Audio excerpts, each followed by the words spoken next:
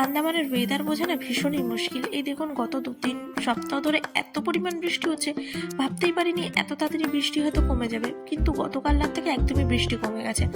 আর সকালবেলা উঠে মনটা এত ভালো গেছে, দেখুন এক গাছ ফুল ফুটেছে।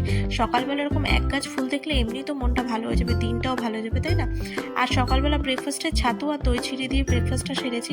আর আজকে ঘরের কিছু কাজ করতে করতে অনেকটা লেট হয়ে গেছিলো স্নান পুজো করতে, তো তাড়াতাড়ি স্নান পুজো করে রান্নাঘরে এসেই আগে ভাতটা বসিয়ে দিয়েছি আর এইদিকে প্রেশার কুকারে ডালটাও বসিয়ে দিয়েছি। তাড়াতাড়ি করে কি করব ভাবতেই ফ্রিজে দেখলাম কিছু চিচিঙ্গা ছিল, সেটা ভাজা বসিয়ে দিয়েছি। আর গাছে না আমি টবে কিছু কুলেখাড়া শাকের ডাল বসিয়েছিলাম, তো সেগুলো বেঁচে গেছিলো, দেখলাম সেখান থেকে কিছু কুলেখাড়া শাক হয়েছে, তো সেগুলোই তুলে নিচ্ছি। এখন আমি ওগুলোকে পাতলা ঝোল করবো, একটু রসুন কালো জিরে ফোড়ন দিই। আর বরমশাই ওই পাতার বড়া খেতে খুব ভালোবাসে, তো ওর জন্য একটু বড়া। এই যে দেখুন লাঞ্চে আমি আজকে ডাল, কুলেখাড়া শাকের ঝোল, চিচিঙ্গা ভাজা, কুলেখাড়া বড়া, ডিমের অমলেট আর স্যালাড দিয়ে লাঞ্চটা সেরে